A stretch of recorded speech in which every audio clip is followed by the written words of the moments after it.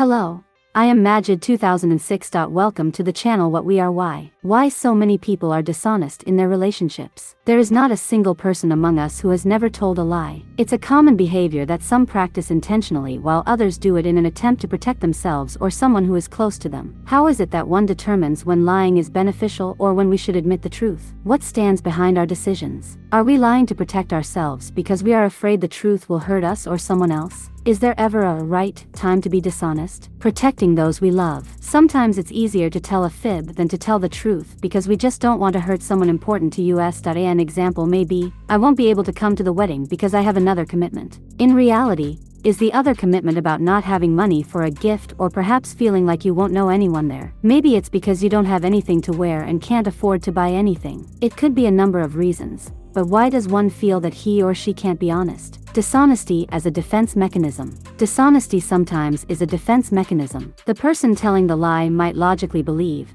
if I tell the truth then I have to explain why I did what I did and why. The truth is we all, or at least most of us, know when we are being deceitful. Some people have lied for so many years that it is all that they know.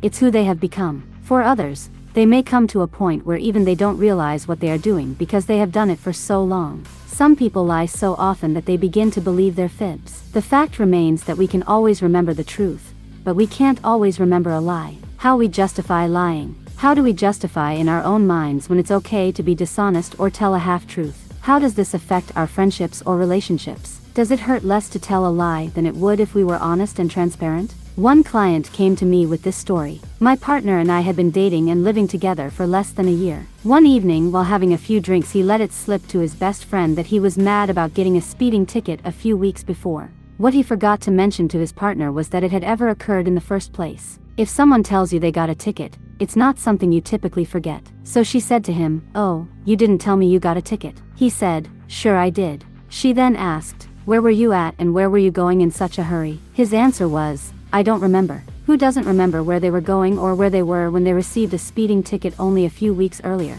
It's just not plausible. About 20 minutes later, he backtracked and told her his location. He claimed he must have been going to his mom's house on his way to work. Again, he knew where he was going and he knew at the moment that he was asked. But he needed time to come up with what he believed was a reasonable sounding excuse because he was not willing to tell the truth. In my practice and beliefs, while it may be uncomfortable, we must ask ourselves why we feel we can't be honest. This immediately made my client question why he wasn't willing or able to tell the truth.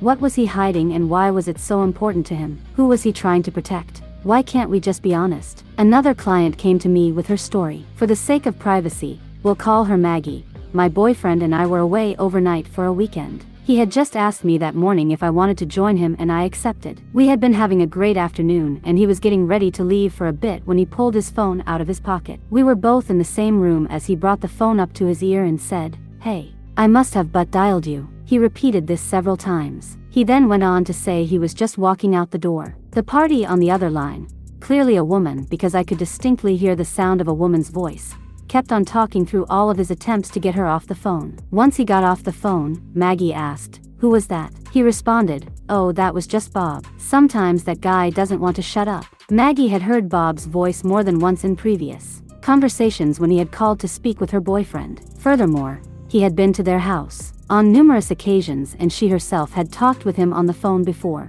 He had a very distinct voice and way of talking. She knew beyond a shadow of a doubt that it was a woman who had called.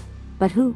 Why did her boyfriend feel like he couldn't tell her the truth? What exactly did he have to hide? In fact, Maggie realized the woman must have known he was planning to be gone for the weekend without her. If he had nothing to hide, then why was it a secret? Deny, deny, deny, doesn't work. In both of these cases, the men never did admit to the truth. As is often the case, they believe, as long as we deny, we don't have to admit to anything. Denying doesn't make the truth any less real. It does mean that you don't value your relationship enough to be truthful. Of course, admitting the truth may be hurtful, but if you have nothing to hide then you should be able to get through it. You can move forward without carrying around a monkey on your back. You will also have a partner who knows they can count on you to be honest. Trust, once lost, is difficult to regain. The issue of lying isn't just connected to men. plenty of women are dishonest as well. Admitting the truth requires some difficult conversations, but it also means that we have the ability to earn and learn the truth with each other. Having trust in our important relationships is worth its weight in gold. It allows us to develop a closeness and a place where we feel safe. Every lie has the ability to create a wedge or a hurdle. Your partner may not know about all of the lies you have told, but it only takes one to create doubt or hurt. When trust is broken in our relationships, it can become extremely difficult to rebuild. It will require a lot of tough conversations and hard work.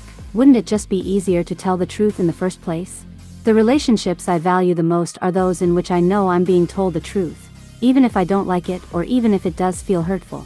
This doesn't mean we have to or will always agree with what is being said, but we can trust that our friends, relatives, or coworkers value us enough to give us their honest opinion. Now, if you want to be successful in romantic relationships and know more, subscribe to my channel. I made many tutorials for you. I will kiss you, my dear.